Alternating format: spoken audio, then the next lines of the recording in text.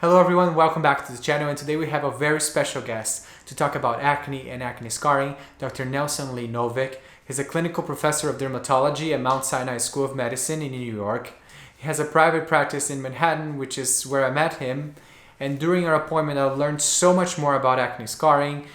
I really enjoyed the procedure that we did, which we're going to talk about as well, and I invited him to come to the channel and share more about acne and acne scarring with us. So I really hope you enjoy our talk. Give it a thumbs up if you like, subscribe, and thank you so much for watching. Bye. Thank you so much again, Dr. Nelson, for joining us and sharing more about acne and acne scarring.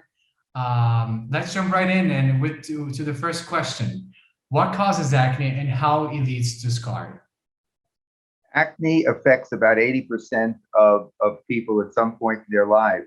But contrary to what most people think, that acne is caused by stress or diet or something, it's not caused by those things. It may be aggravated by some of those things, but the basic cause of acne happens to be genetics. If you have the genes for acne and you get the genes at the point of conception, it's written into your genetic software when you're going to get acne, when it's first going to appear, when it's going to be really severe, when it's going to be mild. The whole sine curve of acne is written into your genetic software. And basically, your face, back, and chest can be the hardware for playing out the software, the genetic software program. So but 80% of people do get it in some form or another. Now, many people have the misconception that because we used to call it teenage acne, that by midnight of the 20th birthday, the acne was going to suddenly disappear. But as a couple of patients I had just earlier today who were in their mid to late 20s could attest, acne can be there they not only into the 20s, but even about between 1 and 3% of women ages 50 to 55 can still have what we used to call teenage acne. So nowadays, and for some time already, we've called acne vulgaris, which is simply the Latin for common run-of-the-mill acne, to distinguish it from other kinds of acne-like lesions that people can get in later in life. But it is not just a teenage condition. And in fact, in adult women especially, the acne has a progression where it can start on the upper part of the face when they're younger, but it works its way down towards the jaw and underneath the chin. And those can be pretty problematic and very much hormonally, exacerbated, aggravated when they do get into their 20s and 30s. But that's what causes acne. But there are certain things that people don't know about acne, and that is that it's caused by 30 different genes. So that, yes, at least 30 different genes are interacting in order to be able to give to give rise to the acne. And that's why it's so difficult for us. We're only in our crawling baby step stages of dealing with genetic conditions. So manipulating one gene is difficult enough for us, but imagine the complexity of the interplay of 30 different genes that are playing in acne. So we're far from being able to control acne on a genetic level, but it is important that we do control the acne, because there is a progression from acne to acne scarring that's really very, very important. And that progression works as follows. People are not aware that there is really a 14 to 21 day range to intervene with the acne to prevent it from going on to scarring.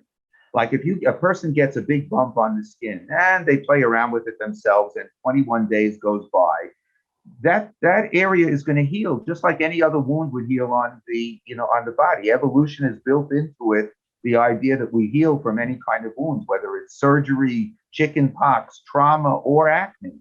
But evolution didn't care how we look at the end of that progression. It only cared that we were pasted together so we can go ahead and then continue to procreate. But we care about how we look. And so if people let their acne smolder and simmer for more than 14 to 21 days, that area will heal, but it will often, most often, heal with some kind of permanent or long-lasting problem, whether it's dyspigmentation of the skin, like too much pigmentation, especially in people with skin of color, or acne scarring. So it really is, it behooves people to bear this in mind so that they really seek the appropriate kind of help, that if they do get bumps and lumps, that they don't play around with it, too long, because they only have a 14 to 21 day window before it may leave a permanent scar or a very prolonged or permanent dyspigmentation of the skin. So the earlier one intervenes, the better. Now, the next question always is, and everybody's legitimate about acne scarring. Like what is acne scarring? Well, acne scarring is what it's made of and yes, why it's what so it's permanent. made of. That's a very important point. What it's made of is, people are familiar that, especially if they've done a lot of their Googling and on YouTube, they've learned about, that there are different kinds of acne scars. There are rolling scars and boxcar scars and ice pick scars and papular acne scars. But what's really going on underneath the skin at that time?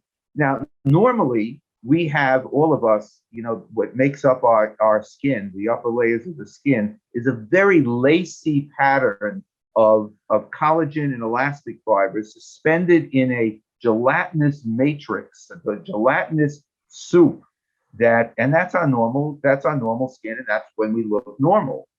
But what happens is, when an inflammatory process takes place, and acne is a paradigm of inflammation, when this process takes place, that if it's allowed to smolder more than that 14 to 21 days, that normal lacy basically horizontally oriented pattern of collagen and elastic fibers and the dermis gets totally disrupted.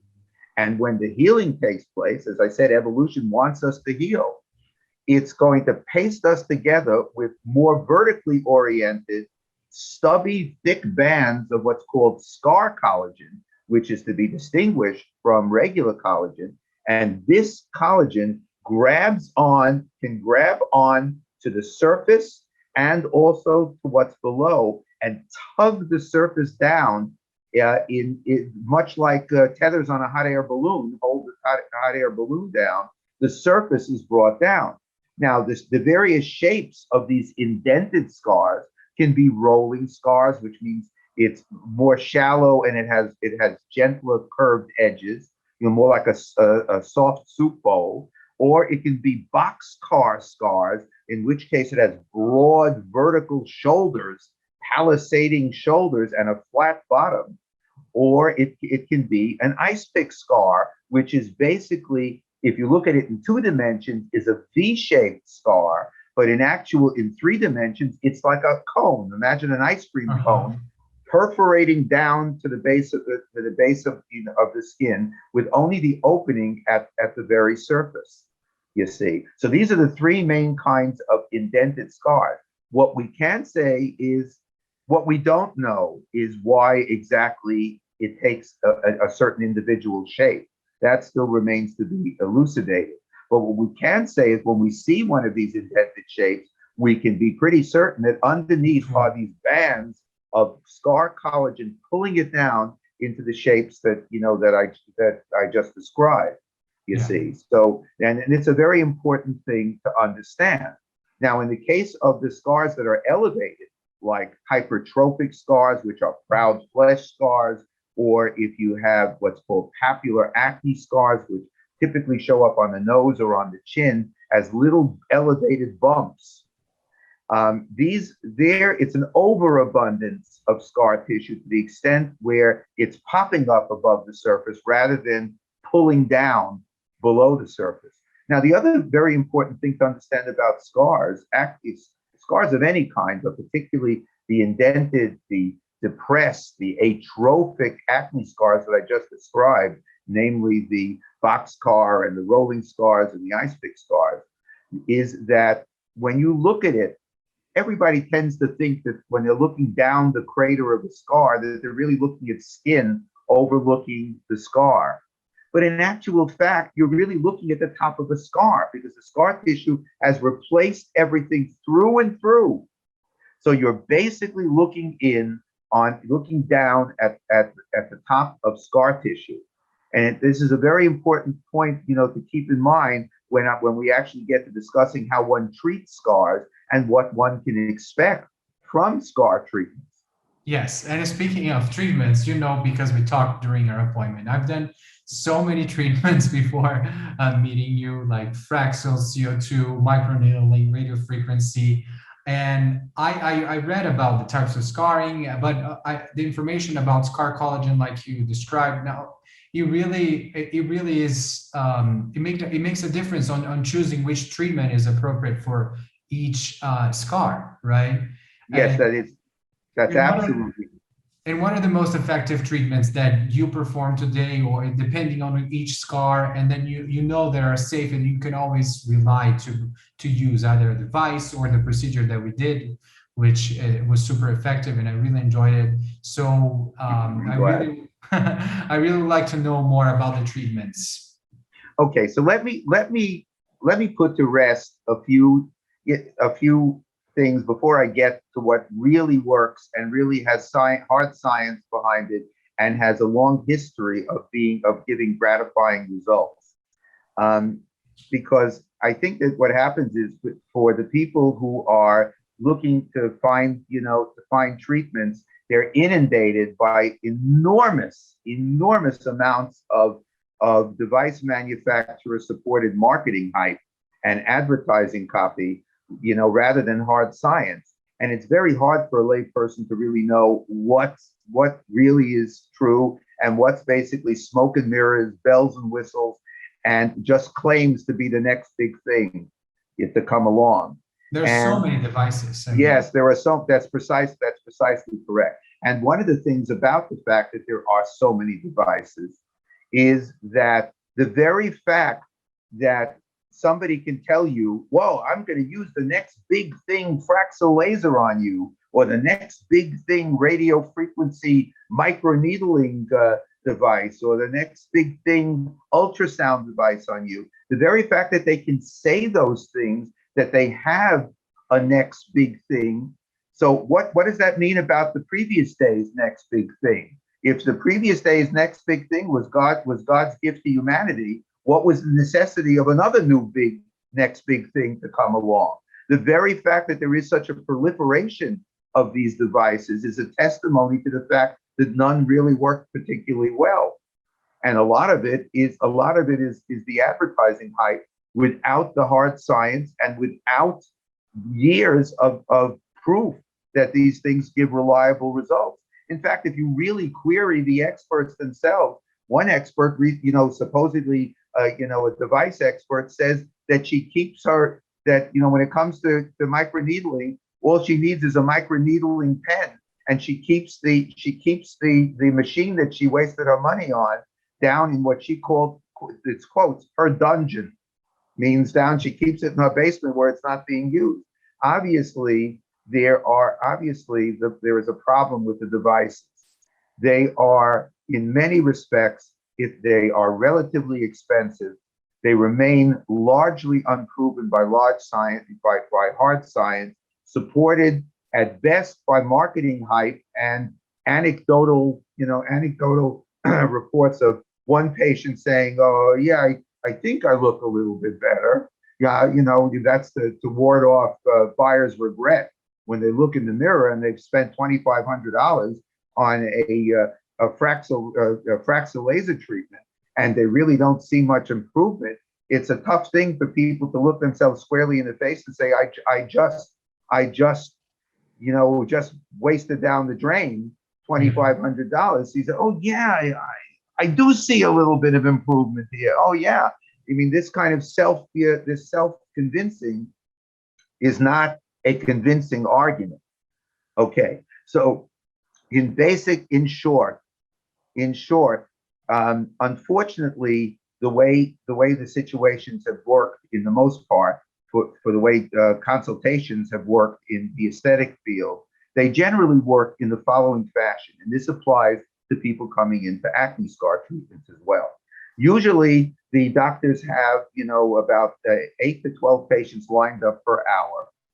They have, it's usually the come on of the free consultation, and for 3 to 5 minutes, of the consultation, it's not worth more than anything but free.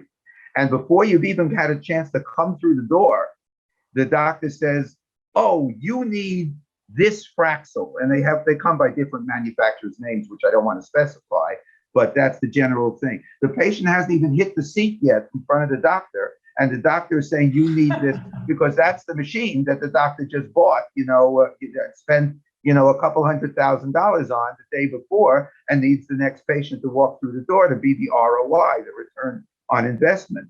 So then, before the patient actually then the bottom again, hits the seat, the doctor says, "Okay, this is what you need. Now go out to my cosmetics coordinator outside, sign the papers," and then what happens is you're signed up for now 3 to 5 treatments, $2,500 to $3,500, depending upon what part of the country you're living in. And then what happens is that between seeing 8 to 12 patients per hour, in these come on consultations, the doctor will waltz in while some technician is doing the Fraxel or the radio frequency or whatever is the device du jour. And then what happens is, "Oh, isn't he doing great?" And then the technician says, "Isn't he doing wonderful?" And then what happens is, and the doctor waltzes out, goes back to another few consultations and everything, which run very much like that. But they're really, despite the fact that this is great, marketing that would make P.T. Barnum thrilled to death if he were alive today, there really are some really solid treatments which have, in fact, stood the test of time. Before as a secondary thought, let me just finish off with some of the other goodies that are out there that really do not much, but are really pushed very heavily. One is microdermabrasion. What is microdermabrasion? I mean, when microdermabrasion first came out, we used to call it epidermabrasion, meaning that it would only take off like the very, very surface of the epidermis. So basically, if a person wants to get what they can get from microdermabrasion, they can go and buy them. They can buy a buff puff or a loofah, or even use a regular washcloth and use it vigorously on the face, and they would get the effects of basically the same effects of microdermabrasion without having to pay the money for it.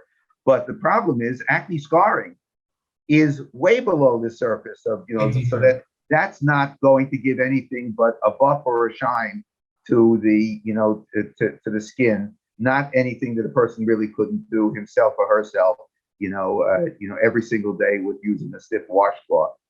What about PRP? Platelet-rich plasma. That's another big one that, that's out there with a lot of hype. The thing is that the concept is that blood contains, especially platelets and other factors in blood, release growth factors and wound healing factors, which will then promote healing and the reconstruction of scars.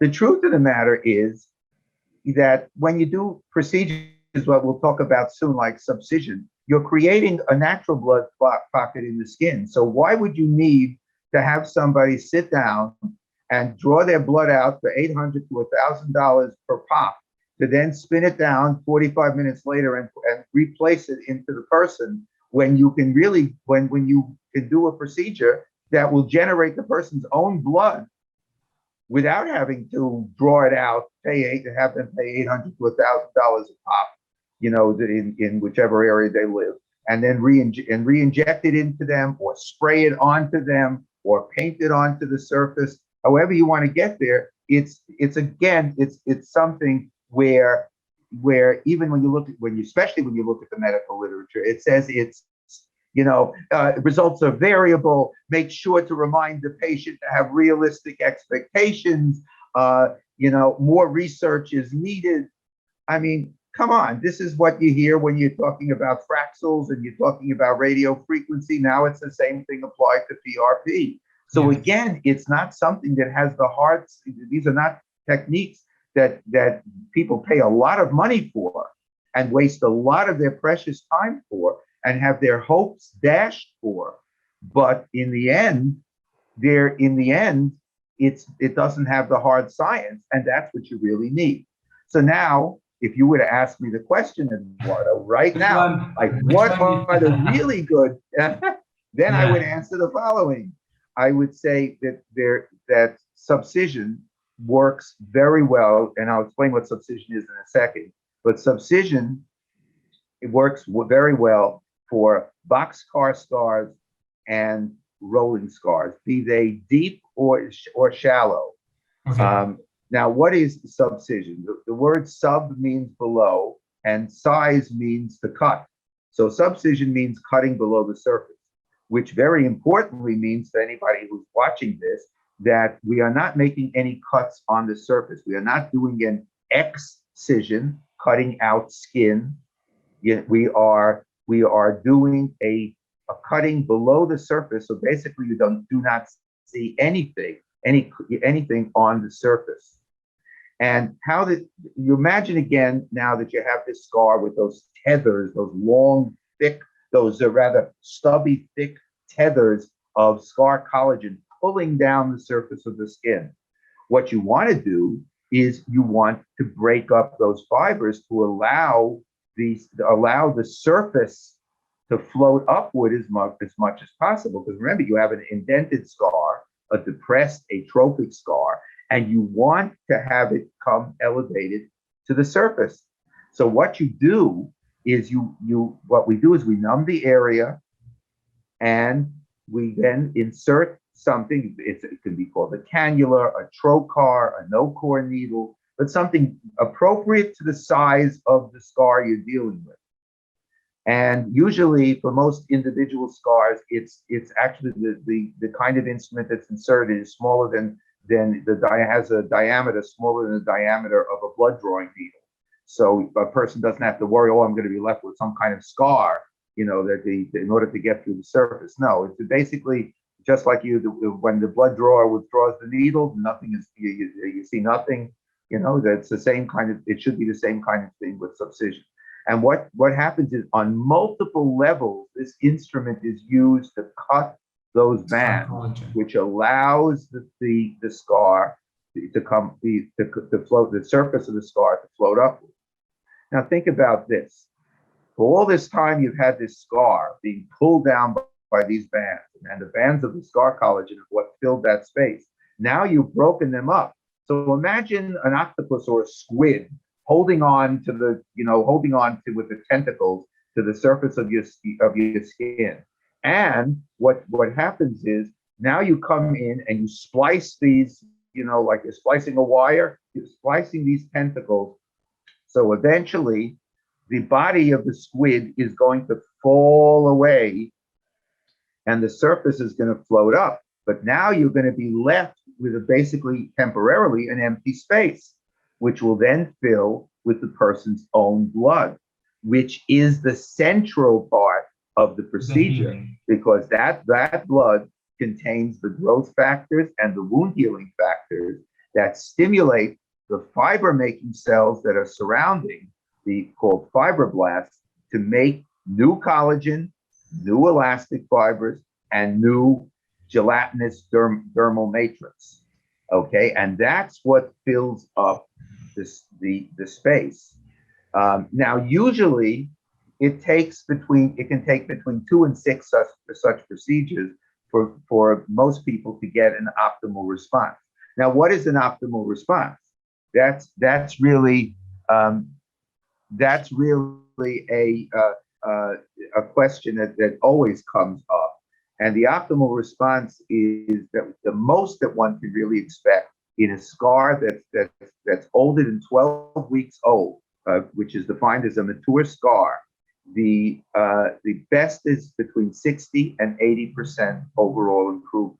100% is really an extremely unlikely thing, and nobody should enter a doctor's office believing that if they have a mature scar, one defined as over the 12 weeks of age, that doctor, with no matter what magical device or what, whether he waves the magic wand over your head or not, is going to be able to improve that scar more than 60 to 80%. Now, we don't know, there's no metric for looking at an individual and knowing exactly how much improvement that individual is going to get. We've tried every kind of metric, age, gender, ethnicity, severity of the scars. Intuitively, one would think that the more severe the scar, the more likely they're going to only get 60% improvement, and the less severe ones would have the greater improvement. But it doesn't work that way. Sometimes you see the flimsiest of scars not respond at all, and you have the worst scars respond with an 80% improvement. But once it's a mature scar is defined as greater than 12 weeks of age, then the likelihood of anything more than between 60 and 80%, and the doctor cannot tell you by looking at you where you're going to fall in that range. The other thing that they can't tell you is the number of treatments that it will actually take to get you to the person's 60% or 60 to 80% improvement. Because if you can imagine a bell curve, it looks like a bell and has two wings on it. That's a mathematical way of describing, certain things. In this case, we'd be describing the range for a person's chances of getting, a certain, the 60 to 80% improvement. On one wing of the bell curve, one extreme, 2.5% of people are going to get, will after one treatment, will get their 60 to 80% improvement. On the other wing of the bell curve, the other extreme, these people can get a gazillion treatments and they're not going to improve at all. But 95% of people who are going to fall under the major portion of the bell, they can expect that it's going to take someplace between 2 and 6 treatments, on average 4, to get their 60 to 80%. What do we think is going on? Why is that so? Well, we believe that the lucky lotto winners, that the lottery winners on the 2.5% that get their 60 to 80% after one treatment, these are people who are abundant collagen and elastic fibers and dermal in response to the treatment. Whereas the others, they may make, let's say, 20% the first of collagen, elastic fibers, and dermal matrix that they need in order to get their response. 20% is great, and it tends to be long-lasting to permanent because they're making it themselves.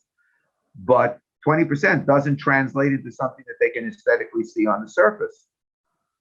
Then they go through it again, another procedure, same procedure. Now they make another 20%. Now they're up to 40%.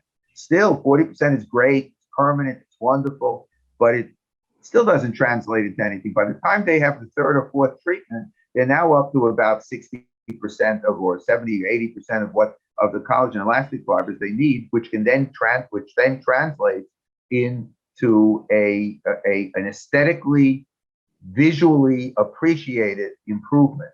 So that's the reason, and the 95% of people are going to require. And if the doctor doesn't explain that in advance, people automatically have in their minds, oh, I'm going to be the lucky lotto winner. They come in, I'm going to get 100% improvement after one treatment session. Now, first of all, then they shouldn't expect more than 60 to 80% because there are no treatments, combinations of treatments, or devices or anything, any place in the world right now, any place that can give greater than a 60 to 80% overall improvement in a mature scar. Okay, so that they should come in, and the first thing is the realistic expectation of what they can expect. Now, this is not all as grim and as it sounds, because you have to imagine that if you elevate the scar, let's say 60 to 80%, the reason that scars show up as so well is because they create in the skin what's called the craters of the moon effect. It's because of the depth of the scar that light, when it's cast on it, especially side lighting, is going to give shadowing within these craters, like it would on craters of the moon or volcanic craters. Deeper. Yeah, it looks deeper than it actually is. Exactly. So what happens is, by elevating the scar even 60 to 80%, and diminishing that shadowing within the crater, that can make a disproportionately positive effect on the reflectivity of light on the skin. Because remember, it's not so much that the fact that a person has a dent or doesn't have a dent in the skin. You can have a dent, but if it doesn't have much shadowing because there's less of a craters of the moon effect, it will show up much less to observers because light will be more evenly reflected across it. So it is still a major achievement to elevate a scar 60 to 80% because it will make a disproportionately great improvement in the visual aspect beyond the 60 to 80% that it's actually achieving. Yes, and Now I remember in our appointment you did the yeah, it's a little harder to do this. It's a little harder to do this with the lighting here. So I was trying to do it descriptively rather than with my hands. Yeah. But that is the general idea. And I do it much more graphically, as you know, when the patient's in front of me. Yeah. The thing is, that's for an individual subcision. But what is a field subcision? Now, here's something I find extremely interesting. And people in the field found extremely interesting when it was first serendipitously discovered about 15 years ago. And that is when you see a person with acne and you see the individual bumps that they have on their skin, the bumps, the pustules, the nodules, and so we thought as dermatologists, and the patients think even today, that that's the only place in their skin that they have acne. That's not true. You see, research already about 15 years ago showed that when a person has the acne bumps, even in the normal skin all around it, whether be it the cheeks, the temples, or the forehead, or any place on the back, the entire field has on a subclinical, a microscopic level, has inflammatory acne, which, even more surprisingly, can scar itself and often does. And when that scars on a field level, even though visibly you didn't see anything in most of that area, it gives the sinking of the background skin so that overlying individual craters will now sink even more deeply. So imagine it would be like a depression over a massive sinkhole. So that now, even if you had a mildly sinking scar, if your foundation collapses, if you have the sinkhole under your whole house collapses in it, and then you get massive craters of the moon effect. Wow. You see, so a field subcision does on a field level what an individual subcision that I just described does for each individual depressed scar. So very often when a person comes in and they say, "Oh, doc, I have these ice pick scars and I have a few box scar and rolling scars." And what happens is if you do a stretch on your skin and you find out that all of a sudden when you stretch the skin, most of these smooth out and have better light reflectivity, then you have a pretty good idea that a field subcision that would build up and get rid of the sinkhole would then elevate all the overlying individual scars so that even should they need any treatment, and many actually wouldn't even need individual treatment, even should they need it, the amount would be less than it would be if you didn't address the underlying field. So the thing is, it's like, nobody would ever dream of building a house without, designing a house without putting in a foundation. If you're going to treat overlying acne scars directly, and there's foundational problems in the field, it would be essentially like building a house without putting up walls, putting up wallpaper, and putting up knickknacks before you have a foundation to the house. Your house is going to collapse. Yes. No matter how many knickknacks you put up on the wall. So the thing is that if I look at a patient and I see this generalized sinking, and I stretch the skin and see that really makes a substantive improvement, I usually will recommend a field subcision. Now, for reasons which I can't really explain and nobody really can, field subcision is usually a one-off procedure, one time and done, as opposed to individual subcisions, which usually are 2 to 6 treatments, as I mentioned before. I mean, I can count on one hand, and I've done numerous field subcisions over the years. I can count on one hand the number of people I ever had to repeat a field subcision on. But characteristically, for individual subcisions, it's 2 to 6, and that's the 95% under the bell curve. Now, that's for treating that. I've just discussed the treatment of the field subcision. I've also discussed the boxcar scar treatment and also the rolling scars. Now, what about ice pick scars?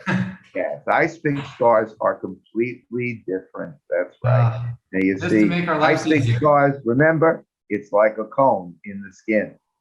Now, I don't know if many of the viewers know what a Gothic arch is. You know, many of the cathedrals of Europe are built with these Gothic arches that characteristically, they without any cement or anything like that, the overlying weight pushes down on the arch and keeps it in place. And it supports the entire weight of the building way above it. And it doesn't ever give. And we have these cathedrals that have been around for hundreds and hundreds of years, since the early medieval times. And the Gothic arch withstands it. Now, the ice pick scar comes down like a cone to the point underneath the skin. And that point acts as an upside down, almost like an upside down Gothic arch.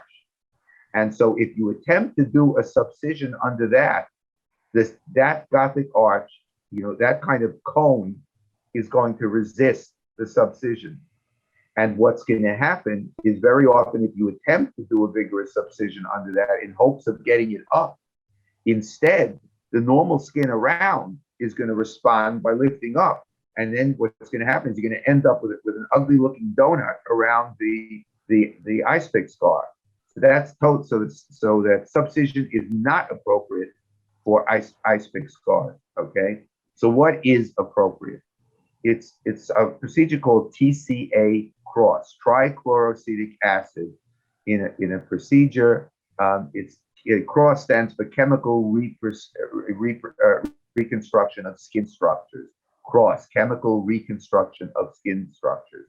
So this TCA is used in very high concentrations, from 80 to 100%. I still use 100%, which was the original publication 22 years ago. In South Korea, it was developed by South Korean physicians for South Korean women with ice pick scars. Now, it's a counterintuitive thing. Here you have a scar, a cone-like scar, and you want to get rid of it. But what you do is you place this very potent acid down the shaft of the scar. And the very potent acid irritates the walls severely of the scar, attempting to scar the inside of a scar. Because the end stage of healing of scars is scar contracture. Just like you see people who heaven forbid, have been burned in a very bad, fire. And what happens is their arms get glued down because of the contracture of the scar tissue. Well, what happens is it's a bad thing. But here we're utilizing the ability of scar contraction to irritate the walls of the V, of the cone. And when they contract together, you can just picture that the overlying hole itself is going to narrow. Mm-hmm. So that's how we narrow a wide ice pick scar. We don't care what's underneath the skin that nobody's ever going to see, that there's a scar holding the whole thing together. It's not something that anybody ever sees. All we see is that the opening that ice pick hole has now been reduced in diameter and in circumference. So the thing is that's the objective of TCA cross. Now again, 22 plus years of experience. It's a relatively inexpensive procedure. It takes only minutes to perform, just like subcision, only minutes to perform. It's painless. It's not like people have seen often in certain videos. It looks like somebody has inserted a windshield wiper underneath the skin and they're waving it around, like a Don Quixote with a lance, underneath the skin. It's not like that. And there's bleeding. It's not like that at all. It's not. And anybody who's gone through it will attest to the fact that it's not what people conjure it to be, or how perhaps inexperienced practitioners who may have learned the procedure at a 2-hour seminar someplace, and practicing it are doing, for self-promotion. I mean, in experienced hands, these are simple, relatively inexpensive, but proven by time. They've stood the test of time. They are not yesterday's next big thing. They've been around for 22 years. They may not have the smoke and mirrors, and the magic wand, appearance, but they work. And they work according to statistics. Now, interestingly enough, I mentioned the bell curve of success using for individual subcisions.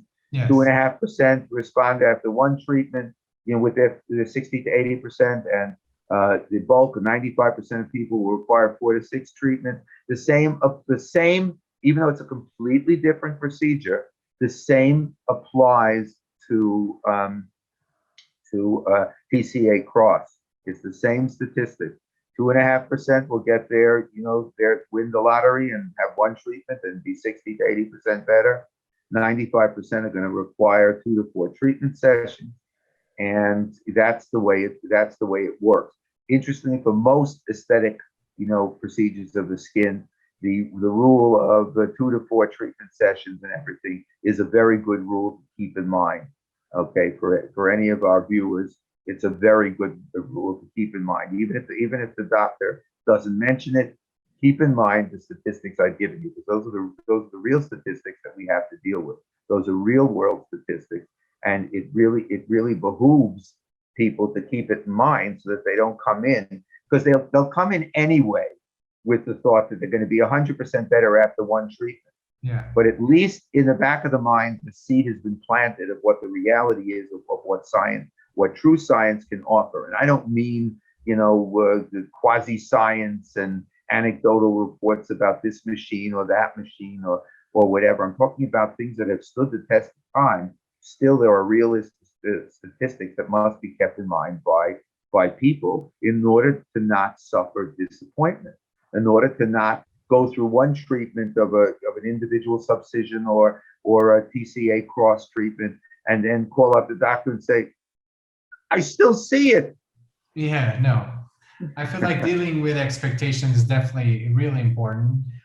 Throughout the years, I've learned that myself. And before we met in February, I was skeptical too. Oh, is it really gonna work? But our talk was so great. It was really, really great, and I learned so much. And I definitely saw a result. I've been seeing some great results, because it takes a couple of weeks until you see the full. Yes, thank you for reminding me about that.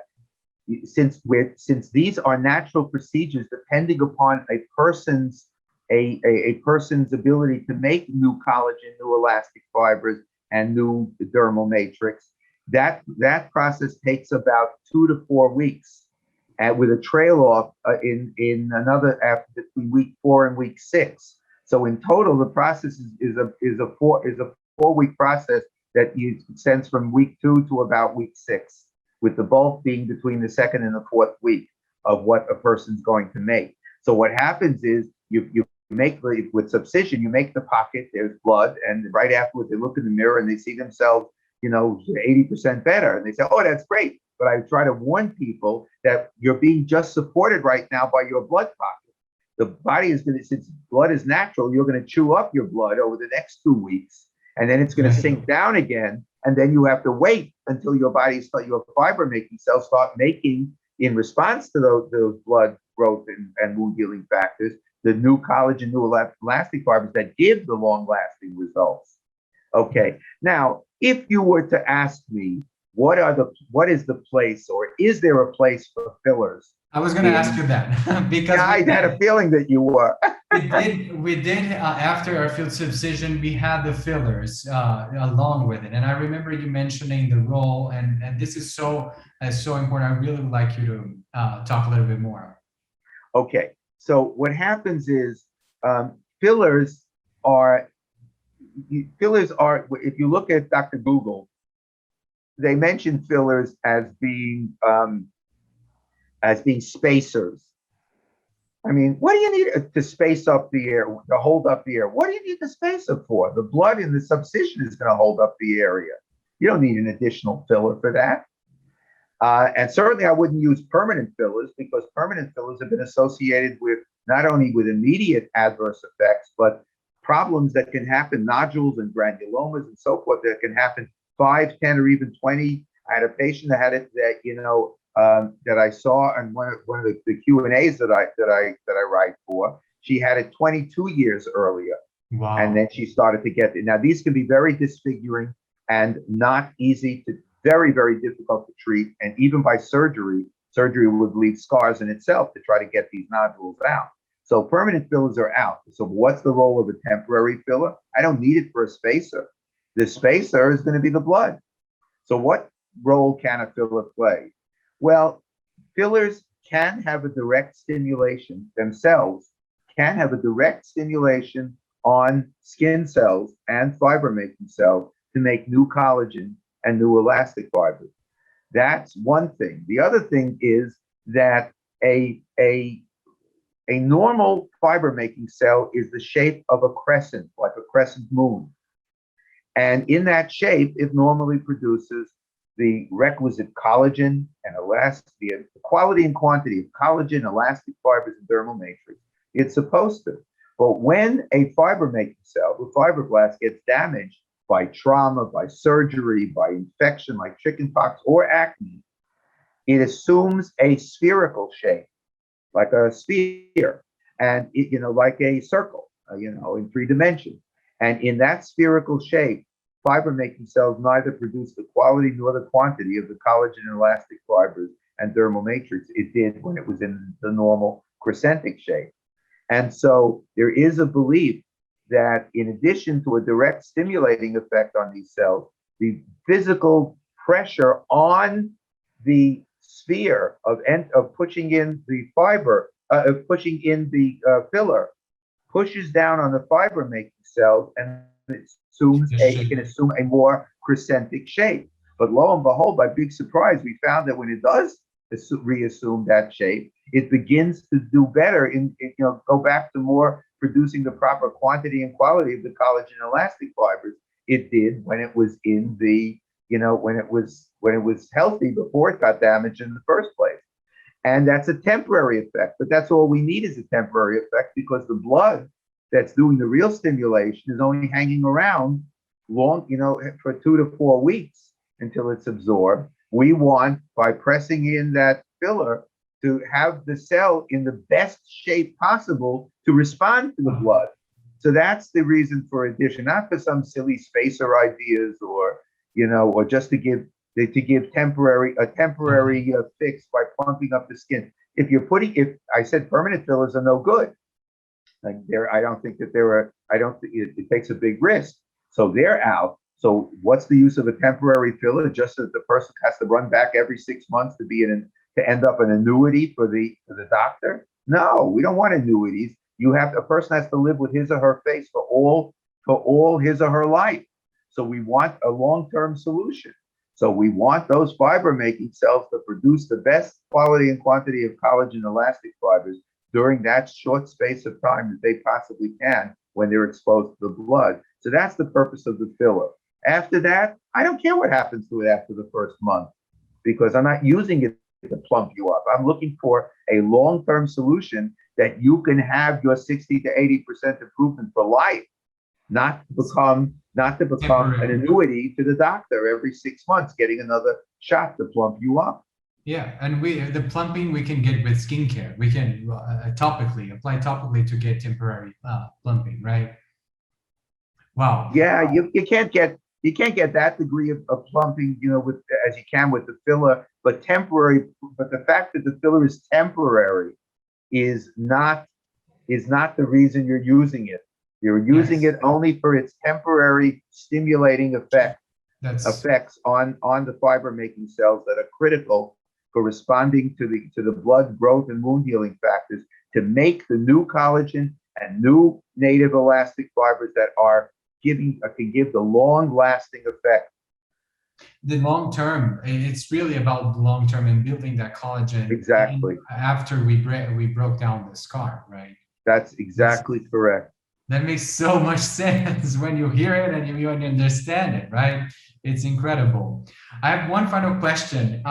Between these treatments that we talked about, are there any specific concerns for people treating skin of color? Because some lasers cannot be used.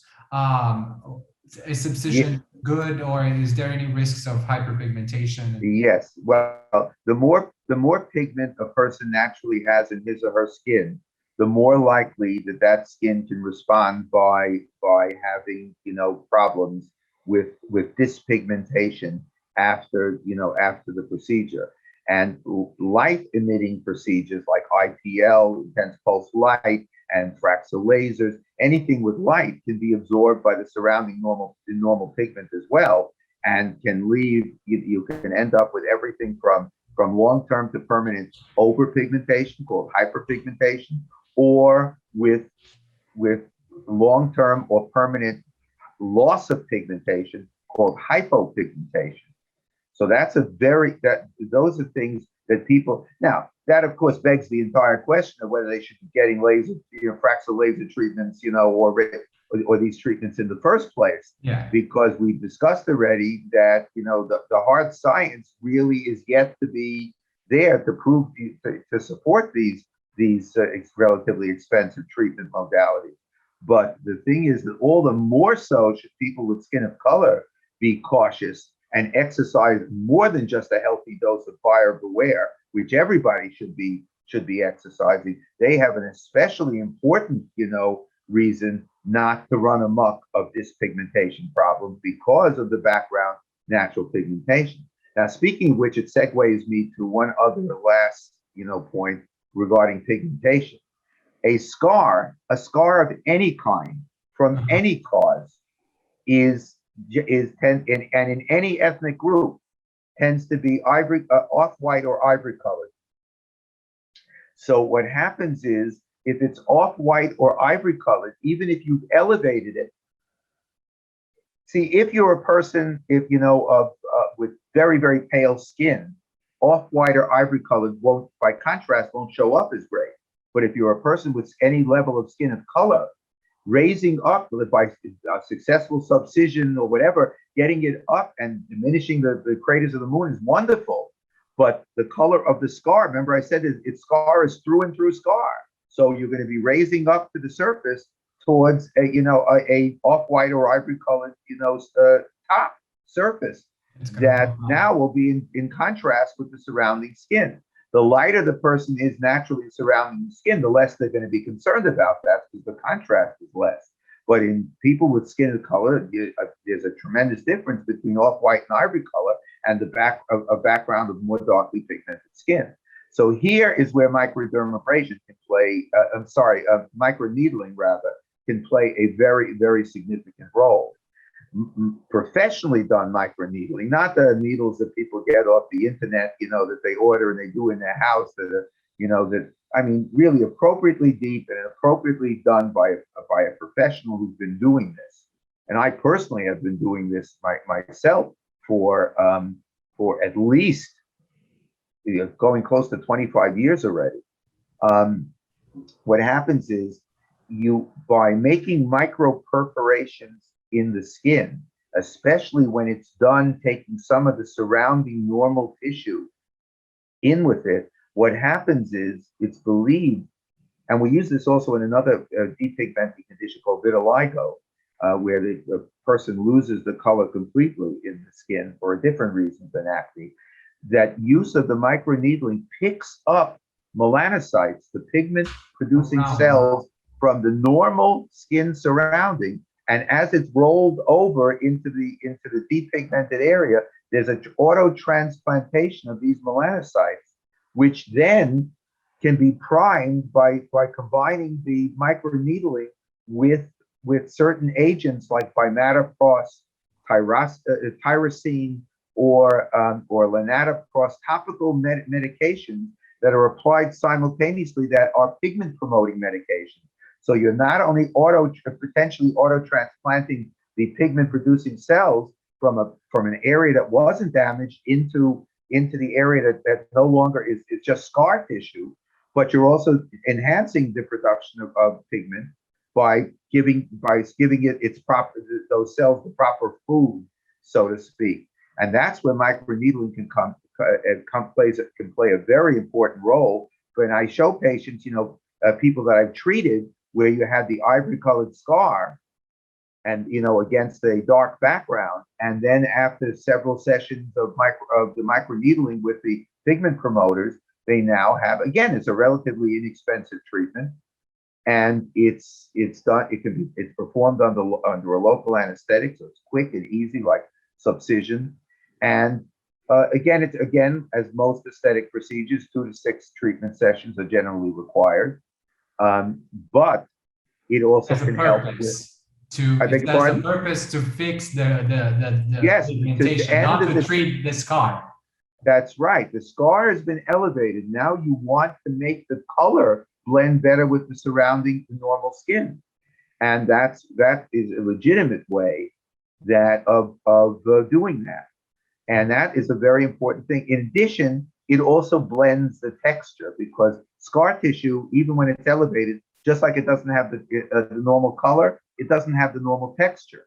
So you can blend texture by doing microneedling as well.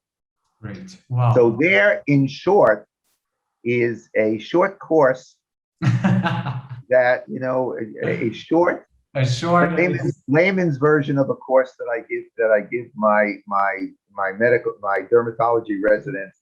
I'm a clinical professor at Mount Sinai School of Medicine, and I teach these techniques to my residents and to the medical students. And this is sort of like the layman's version of that course. a pocket masterclass. Well, Dr. Nelson, thank you so much for sharing all this information. It's really going to help. And where can people find you? What's the best way to contact you if they're in New York and they want to see you? Well, I have, my website is youngerlookingwithoutsurgery.com. Okay. But my office telephone number is area code 212-772-9300, or they can actually email me with questions. It's my own personal email. It goes directly to me, so it can bypass, my clerical staff. It's nnovick, V as in Victor, ICK. My last name is Novick, nnovickmd, the doctor, @gmail.com. Wow.